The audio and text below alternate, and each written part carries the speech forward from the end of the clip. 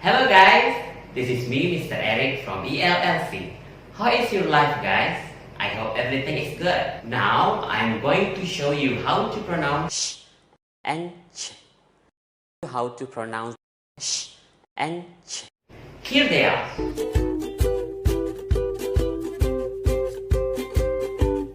You can practice the sound sh and ch through the tongue twister below.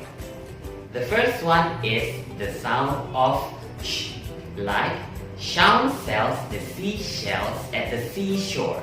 Once again, so it's Shaun sells the seashell at the seashore.